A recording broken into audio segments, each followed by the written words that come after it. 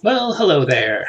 So today we're going to talk about a concept called interrupts that have to do with the way to write software for microcontrollers that lets you pause the main program and run background tasks or side tasks when you need to.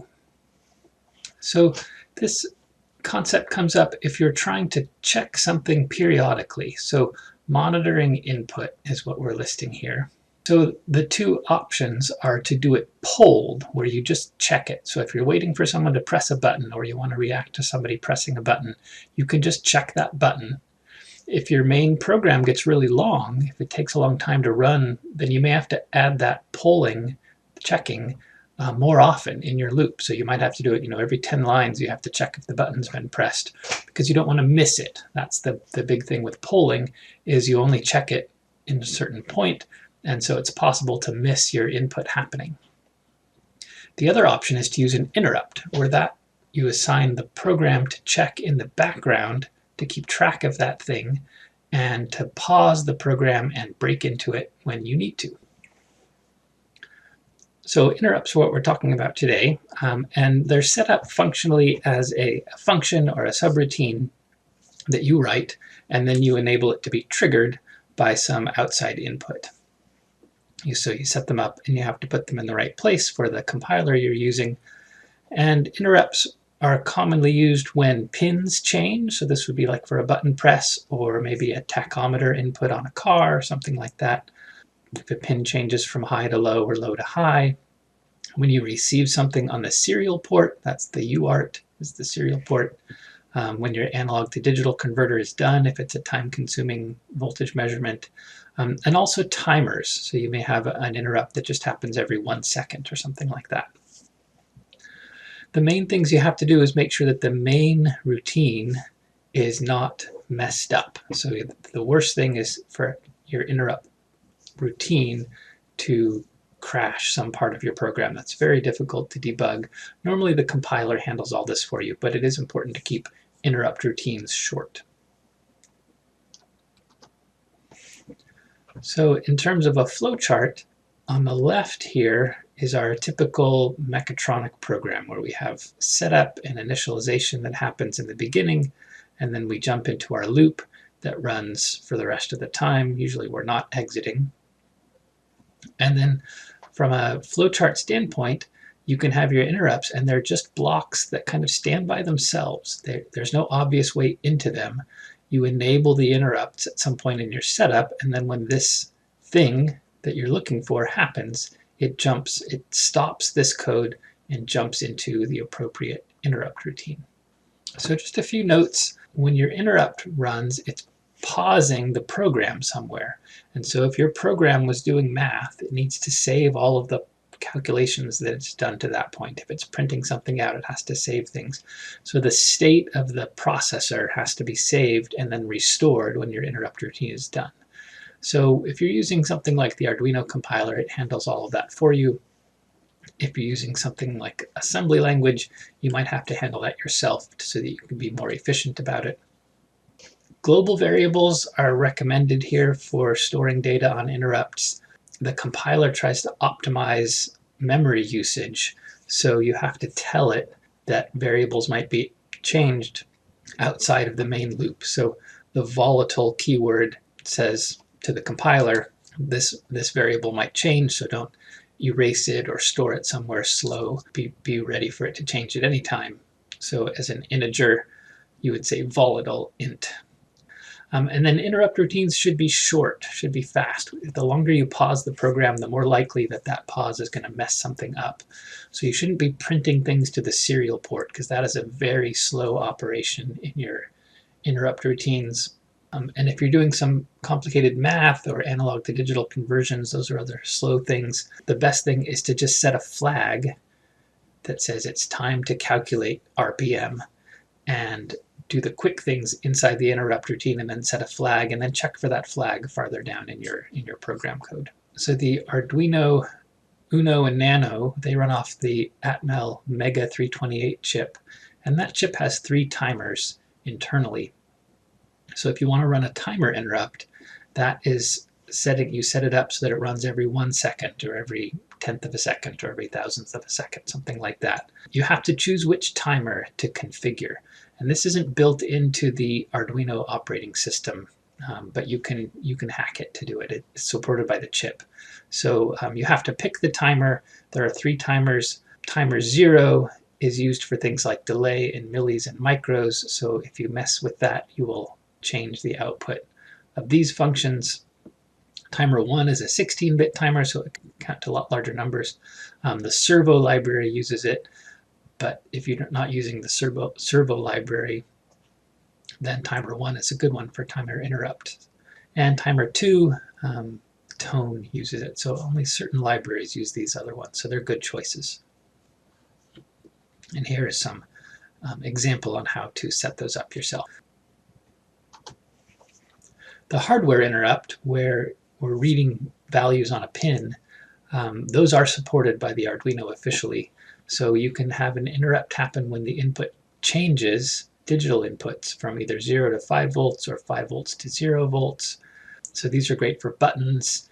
They're good for if you have a little magnetic sensor on a flywheel, you can set this up to count the revolutions, to get RPM measurements and not miss something. So the interrupts on pin changes are easy to implement in the Arduino. And so there's some examples here. There's some funny pin numbering that you have to deal with because it references the pin on the chip, not the pin on the board. The pins are renumbered on the Arduino board relative to the chip itself. And be careful that some of these functions don't work inside of interrupts because we've paused the main program. So here's an example of reading a pin. So state equals digital read in pin 2, and then we write LED pin, whatever we read. So we're just copying the voltage here to this other voltage. And this is polling. This isn't using an interrupt because in our main loop we read the pin and we write the pin. So if we wanted to monitor the changes of this pin and our code got really long, we might have to add these couple of lines throughout our main program so that it happens fast enough. Otherwise we have to wait till the top of the loop. If the loop takes 10 seconds to run, you're only going to check this every 10 seconds. So you could miss changes. With an interrupt, we have a little bit of changes to the code, but the main thing is we've written this interrupt routine that does the digital read and the digital write. And then we configure this routine to run using this attach interrupt function call that's in setup. So we want to attach an interrupt to pin on the interrupt pin, but remember because of the mapping, there's a mapping function here. So digital pin to interrupt pin 2, so that's Arduino pin 2 to the actual Atmel pin there. The function name that we call, function is called blink, so we'll call a function called blink, and when to call that function, so anytime it changes. So that's all there is to it. We have our setup function and our main loop, which now has nothing in it, but you could have something that takes 10 seconds to run, and you can guarantee that this is going to run right away when the pin changes. I have one other example that I'll show you that's from a homework from last year's class 2020. So it's writing an Arduino code that uses the pin change interrupt to implement a turbo button. So the idea is when you push a button, a blinking light will blink faster, and when you let go, it'll blink slower. So if pin 2 is at 5 volts, the delay between blinks is 1,000 milliseconds. If the pin 2 is at 0 volts, the delay time is 100 milliseconds. So those are the two things we're setting up based on our pin, and we're going to use an interrupt, so when that pin changes, we reset the delay. So the main loop here is just blinking. If it's time to blink, then we blink the LED and we set up the next time to blink. So this is our main loop. And again, if you really need interrupts, it's because your main loop has gotten really long and complicated, but we don't have a complicated example here.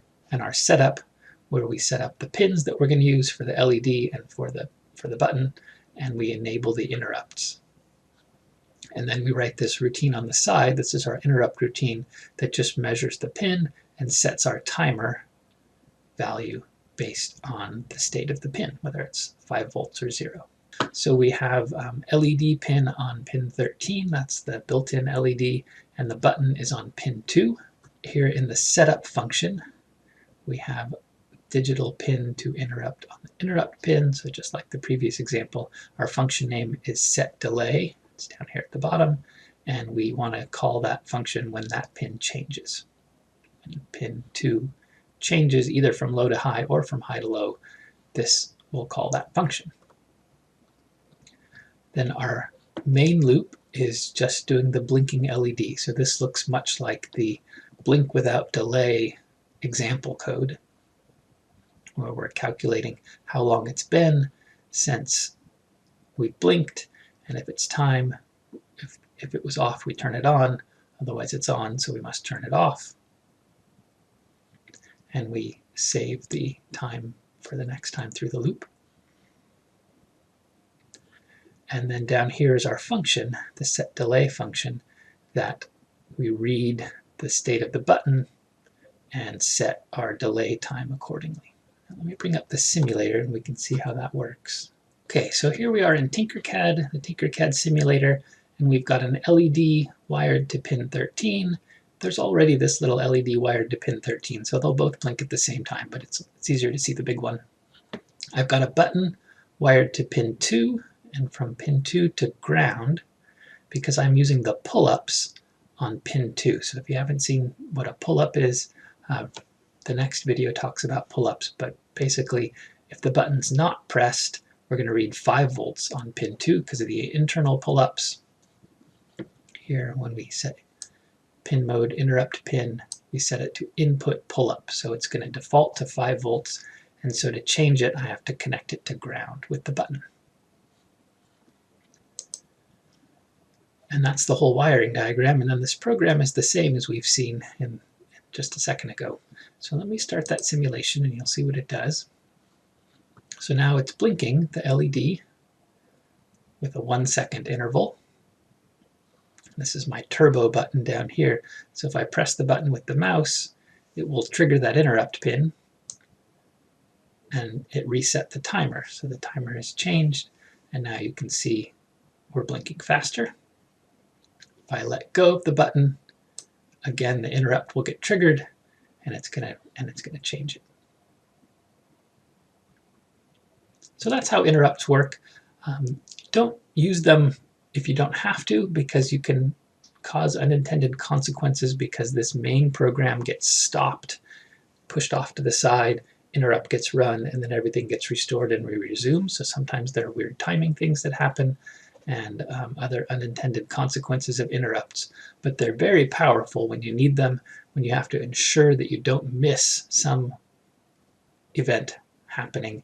Interrupts are the way to do that. All right, that's enough for now. I'll see you in the next video.